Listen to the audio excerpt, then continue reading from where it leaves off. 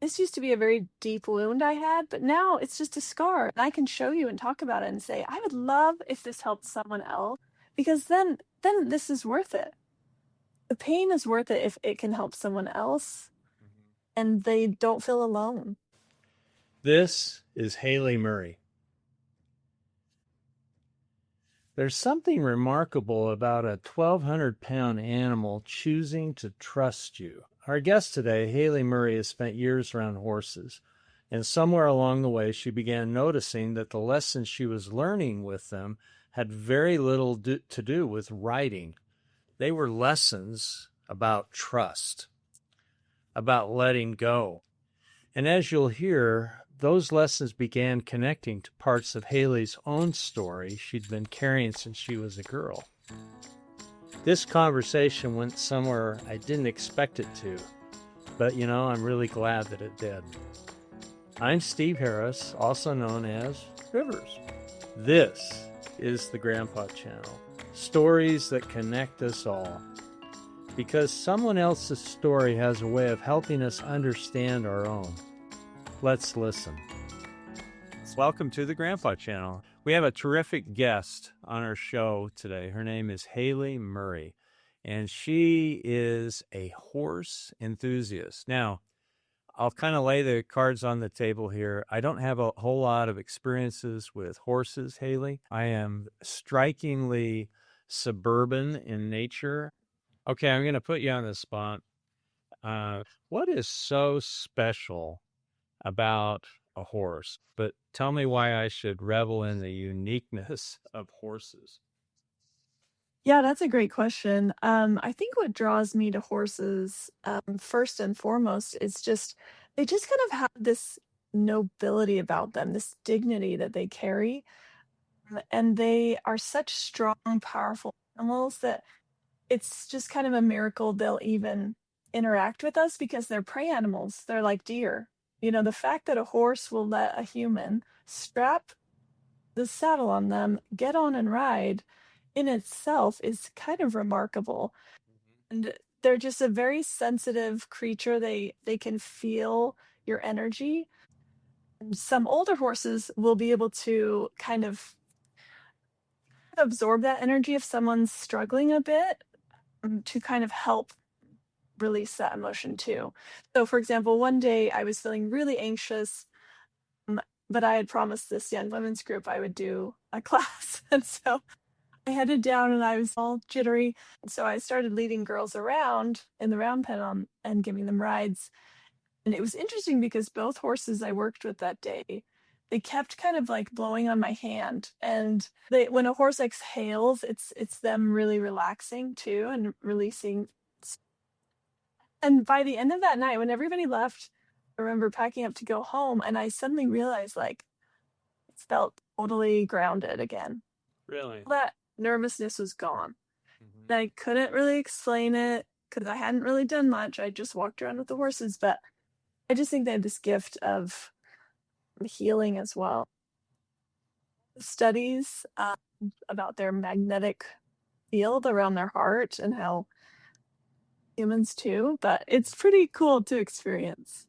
What kind of lessons have you learned specifically in your life with horses, Haley? Man, I gotta write a book someday about this, but I feel like one of the first things I learned was when you like truly connect with a horse, you Uh-huh. connect with yourself. Like the horse will show you things about you or reveal things to you you didn't realize you were holding on to or hiding or whatever.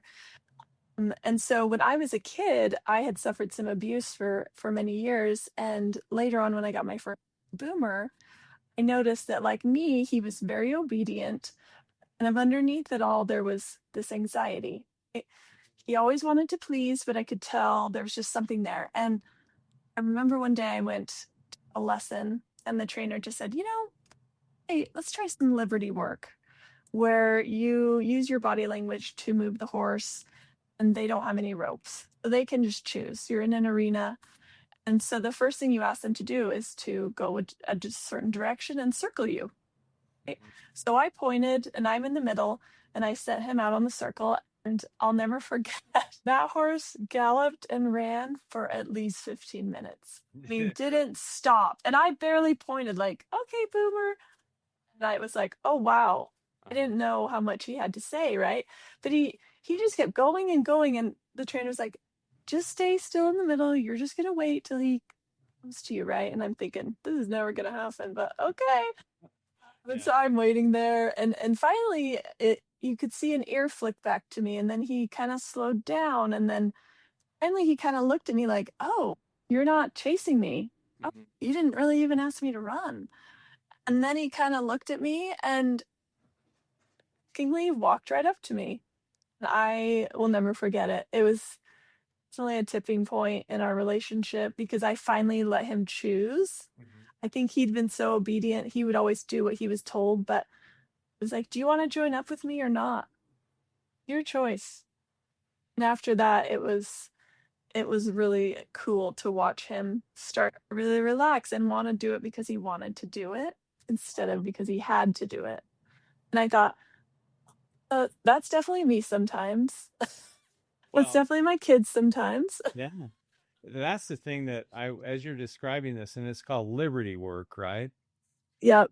Uh, isn't that really what we've got going on? For all of us mortals, where we can run around and around and around and around, and then we have to choose, or maybe we don't choose. Maybe that's the choice. And I'll bet you maybe had some anxiety wondering if Boomer would pick you and choose you.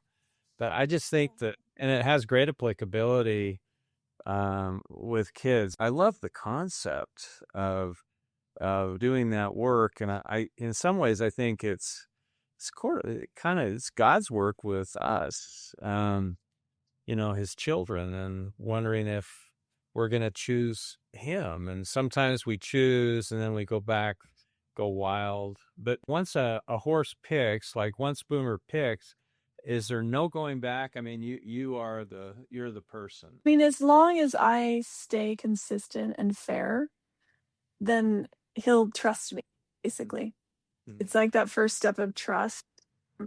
And I feel like too with our kids, obviously we have to use the ropes in the beginning to help him learn. Like he had already learned how to do this with the ropes and turn to face me when I would lean over and look at him.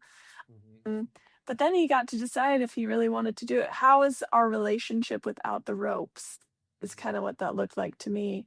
Mhm. And I feel like with God, he's always kind of waiting in the middle, like, hey, Mhm. I'm here and this is where you'll find rest. Because Yeah. then when Boomer came in, he could rest Yeah. too. That's a very cool story. What season in your life has shaped you the most? Haley. A lot of things in life can be both good and bad, or bad and good. But is there a particular time in your life that you got schooled really, really hard? Yeah, I thought about this a lot because obviously every stage in life teaches you a lot. But yeah, I think when you're in your formative years, it sticks with you more because you're young, you're growing and learning. And so when I was in my late to years, early teens, a couple of things happened. My sisters and I had been abused by my grandpa for several years, and the truth finally came out. And so I remember feeling so relieved, like, oh, we can finally talk about this. But it was also scary because that's a big deal. And so people didn't really want to about it. And I remember mm, just feeling like, well, that's okay. I forgive him. Let's just move on. And so I kind of had that feeling. And then a year later, my parents had separated, and I had no idea that was even coming. And I just remember my dad driving me and my brother home after school. He was the teacher. And he just kind of said, well, I'm gonna move out. And me and my brother are like, what? It Wow. was just one of those moments where the bottom drops out of your world that Mhm. you knew. And so that was pretty tough because those two things combined kind of crumbled all the ability I thought I had. right, in my young life. And so, anyway, as time went on, though, I learned that I really could only trust in God, that of course people are human. And I was able to separate that, for example, my belief or my faith, didn't base it on what they had done.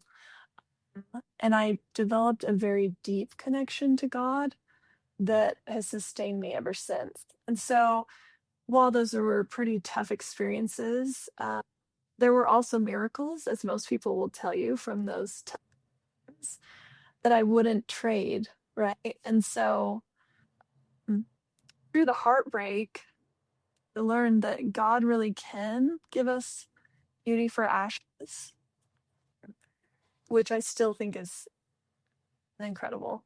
It's stunning. Yeah. Once Yeah. you experience the beauty of that, you can't ever go back, Yeah. you know? And so, anyway, I was just really grateful for the lessons learned and the resiliency I developed, and also just deep faith in God. I'd like to have you go down this road if you're okay with it, but I love the idea or this idea of forgiveness, and were there gradations of forgiveness that you went through towards your grandpa? I'd just love to hear kind of what your take, born out of these, out of the ashes of what must have been your life at that point in time. You know, I'd love to have you talk a little bit about forgiveness and what it meant to you and what you think it means. Yeah, I love that. And I love how you use the word gradation because it really is. You think, oh, well, that's over. We're good. And it is for a little bit. And then you're like, oh, crud, there's another layer. Don't tell your kids that.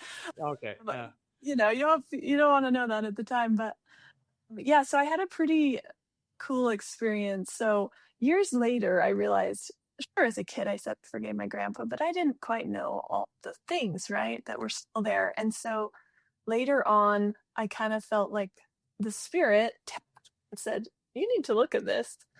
And so there was a series of cool little events that happened. Emily was at my house because her daughter got ironically bucked off a horse. So she stayed with me, and she was one of the first people that actually talked to him about it and kind of confronted him about it.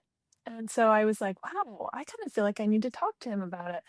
And so that kind of gave me a little courage. And so I wrote him a letter because I was about to have my first baby. And I thought, I just want this all good to go, right? Mhm. So I wrote him a letter and I FedExed it so that I would know when he got it, so that I would be more prepared if he reached back out. And mind you, I loved my grandpa. I really did want to repair these things. Obviously, it's a tough situation, but underneath it all, I really didn't want to carry that anymore. Anyway, so I'll never forget the day he called because obviously I knew the number pretty well. And I remember thinking, oh, am I ready to really answer this call? And then I just kind of felt like this hot almost come over me. And I really felt surrounded by angels. And so I just sat down and I answered the phone, right? That is something that simple. Mhm. As we talked, he finally apologized to me Mhm. because he'd apologized in general, but never to me or my sister. Mhm. And so it was a pretty amazing moment. And God kind of gave me a glimpse into his heart at the time that truly was sorry. And so I remember thinking that I wanted to say, I forgive you, but I couldn't quite do it yet. And so I just kept listening there. And then have you ever read The Hiding Place? Yeah. Yeah. Yeah. So she lived through a concentration camp, and then her sister had passed away, but she went on to lecture, and then she talks about being an old prison guard who was one of the worst ones at one of her lectures.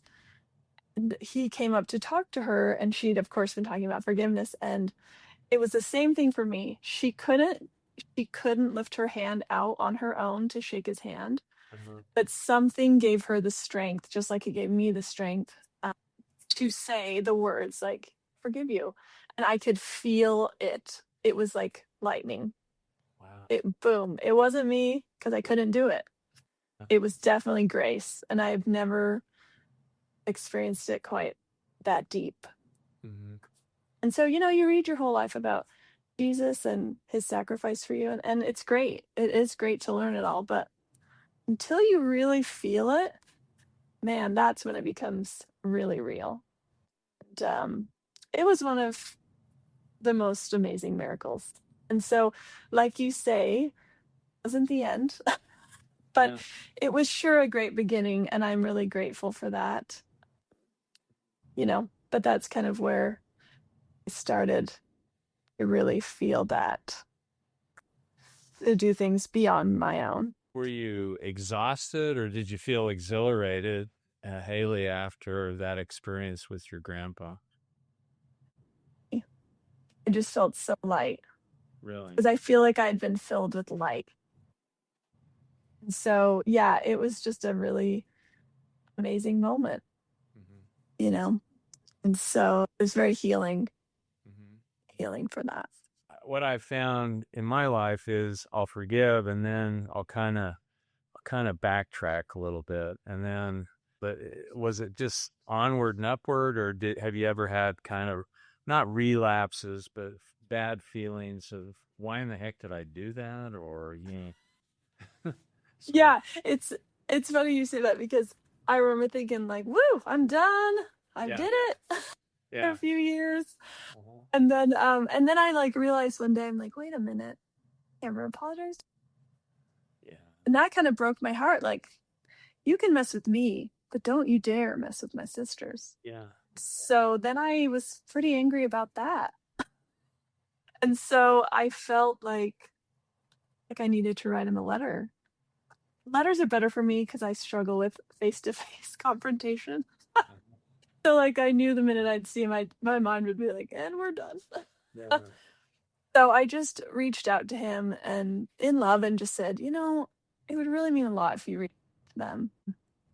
And I wish I could say that he did and it all was magic and rainbows, but it was different for Mhm. them.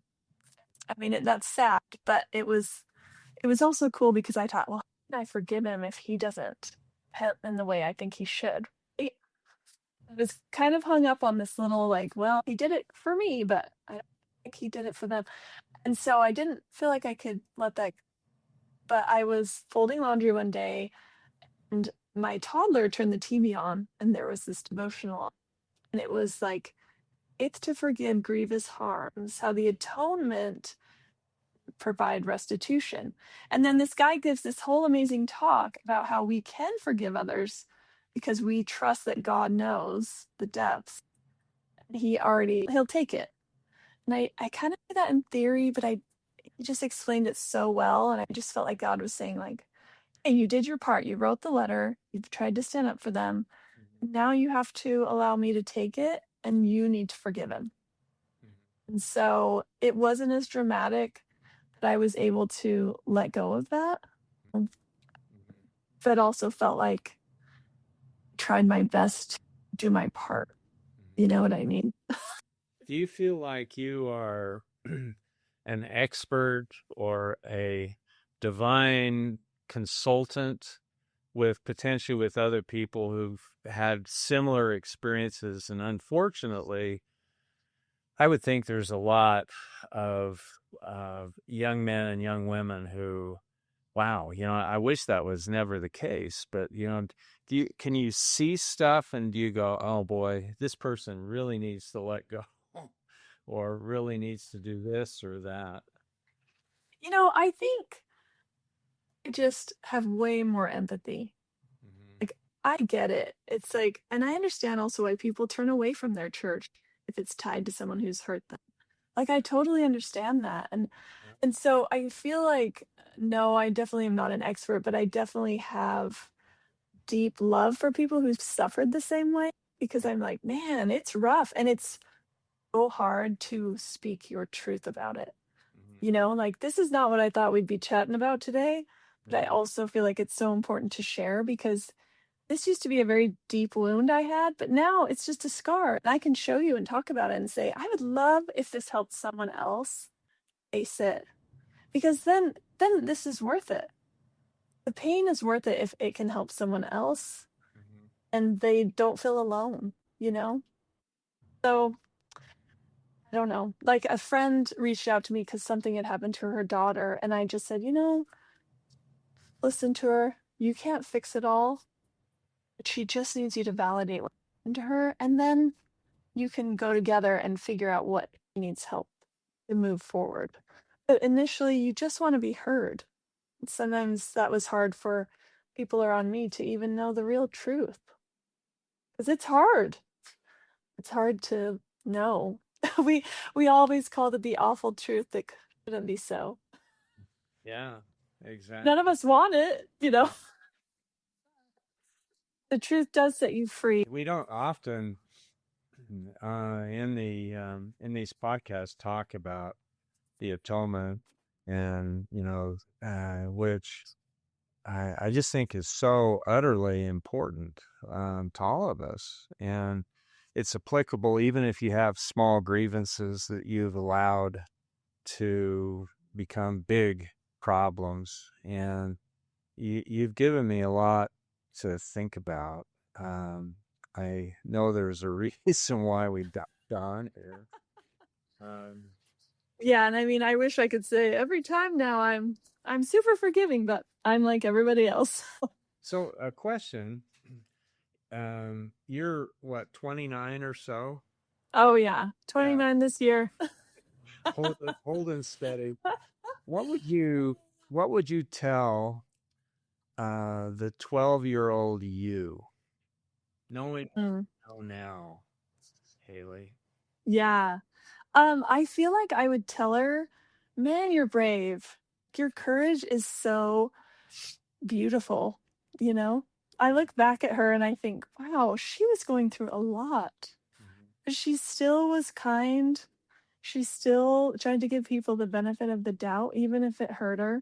And so I just look back and I think, wow, you did the best you could, and I'm proud of you, and God loves you, and you're gonna make it through it. I think that's what I would say. And I'd give her a big hug and be like, I see you. I see what you're going through, Mhm. and you're doing great. Mhm. Just having compassion. Oh, that's a beautiful answer. So one question that I had when you were talking earlier that finally kind of came back into this decrepit mind of mine, but was um, you said that you could see why people who maybe are have had similar experiences to yours, where they lose their faith in an institution or a church and leave that. Why do you feel like you didn't? Yeah, that's a really good question. And I feel like, even my sisters have kind of wondered the same. Mhm. And I don't know. I think I've just always had a really deep hope or faith in God. Mhm. And so I feel like one of the gifts that I was given, because I know some of you survivors feel such shame. Mhm. And in my case, I didn't really feel that. I was just like, ew, he was doing terrible things. And so I was able to separate the sinner from the gospel. And of course, institutions have lots of problems and imperfect people. But I knew God had my back. I knew that He was there for me. And I don't know why. I just really held on to that because there was nothing else to hold on to. Yeah. My parents were kind of drowning in their own issues, Mhm. and there was nobody else. That was it. So I kind of clung to him, and I don't know. I don't know why. It's just what I did. I think some people are just maybe more strong, and so they don't feel like they need God, but I definitely needed him during that time. And yeah, once you're carried by him, I just can't forget it. I Mhm. I can't really turn my back on it. And I get that lots of religions have tricky issues, and I totally understand that. But when I go simplify things down to just that relationship, Mhm. I'm like Boomer, and I've come in and I trust him, even though I know it doesn't mean it will, even in the future, be easy. And there won't be any more heartbreak. But I just know that out there is the running, and I'd rather be with him. You're saying such beautiful things. They're just nuggets of truth and wisdom. Uh, what would you say, and what counsel would you give to parents who maybe feel guilty that they weren't on top of it, that they somehow missed something? What would you Oh, say? yeah. So when I've been raising my own kids, of course, I wanted to do everything to obviously protect them so this never happened to them. And it still did. They still had some instances, even though I talked to them all the time about it. And I was probably the most hypervigilant mother there was, as far as that goes. Never had them alone with people, whatever, right? But sometimes things still happen. And the most beautiful thing that I learned was um, my kids talked to me. They did tell me about it when it happened and before it got worse. And so it was like, oh, I cannot protect my kids from everything, but I can prepare them as best as I can, and then I can help them heal. That is what I can do. And that is why I feel like faith is helpful for some of us, maybe not everyone. Mm-hmm. And also, in some cases, let your child run. Give them a safe place where they can run. In other words, where they can say what happened, where they can be mad. It's okay. Just like Boomer, let them run. Just wait for them, and they'll find you. And I don't know. I was just like, wow, my kids actually told me. I don't know if I would have ever said anything had it not come out because I was such a quiet kid, and it was terrifying to say it. My sister had asked me 3 times, and luckily none of my parents were there, and she was just like, what happened to me? And I was just like, maybe. And that was literally all I could say. Really? Yeah. So it's terrifying. Yeah. And so it's like, wow, if your kid actually has the guts to tell you, man, that's amazing. You know, because it could take them years to tell you. That's how hard it is to sometimes speak these truths that you know will be upsetting. When I think about it, it makes me think about God. He's in the ring, just like you said, and he's just waiting for us to kind of lean in and come on over. And instead, we just want to run and try to escape. And one of our church leaders talked about the phrase that God is in relentless pursuit of us. And I really feel like that's absolutely true. And it gives me hope when I have loved ones who are outside the ring and they're galloping away and hoping that they'll come back. What superpower or superpowers have you been given either your entire life or as a result of all of these awful things? What do you think that you've got it? You got you get it. You got it and you get it. Wow. Gosh. Um, I think just courage to keep showing up. Mm-hmm. It sounds simple, but you know, I am like horses, I am hyper vigilant and I have a lot of fear that I carry around that could stop me from doing a lot of things. But I feel like through these experiences and even through like how my parents were, I've learned the value of courage. Mm-hmm. Um, so even though it's small and looks different than other people, I really try to keep showing up. I really try to keep getting out of my comfort zone because I know that like it's great how Boomer bonded with me in the arena, but obviously I don't want to stay in there forever. And now I can ride him in the mountains alone, which is a huge deal because it took me 3 years to train him to finally not be terrified of even just being on the trail because he had grown up in an arena. And so I just think, wow, this is just the beginning, right? If I can trust God in the arena, then maybe I can trust him in the mountains too. Mm-hmm. And I think that's where he wants us to go. We all have this amazing mission in life, but it's not going to be in the arena. We have to build that relationship and trust our heart. I think that's something else that I really do is I really try to listen to my heart because there's a lot in there if we can just quiet down our minds and listen to our gut and our heart. That's where the answers are usually for me. mean, what you've talked about and what you've experienced and overcome, and kind of that it hasn't left you bitter or embittered, and you've kept close to God. I keep thinking, as I'm 70 years old, and I'll be turning 71 here later this month, and the older I get, the more I see the hand of God in my life. And we're not talking huge, gigantic things, although some arguably have been. But, I just see, oh, well, this is why that happened. And, oh, that happened because this was, and I didn't have that when I was 20 or 30 or 40 or 50. And, and the aches and pains of, being 70, I really love the idea of being able to connect the dots. And I love how you have been able to connect the dots, and you've got a wonderful, I think, kind of future ahead of you. And Oh, if help people. And anyways, thank you so much for being on the Grandpa channel and gracing us with your wisdom.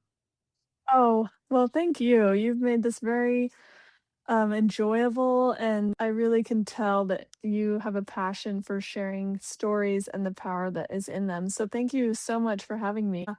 Before you head out, Haley told us about standing in the middle of that arena and simply giving Boomer the freedom to run until he was ready to come back. So here's a question I want to leave with you. What in your life might change if you stopped trying to force the outcome and made room for trust instead? Maybe an answer came to your mind right away. Maybe it didn't. Sometimes the stories shaping us take a little time and a little space before they start to speak back. That's part of why we created a guided journal called the Until It Starts to Speak Back. Inspired by the conversations here on the Grandpa channel, it's a place to explore the stories that have shaped your own life. And before we go, I'd like to leave you with a few things we believe here at the Grandpa channel. First, we believe we're all more alike than different. Next, we don't ask what made someone successful. We ask what made them who they are. We believe every story has two stories, the one you're hearing and the one it stirs in your own life. Because the stories that shape us are the stories that connect us all. This is Rivers, signing off.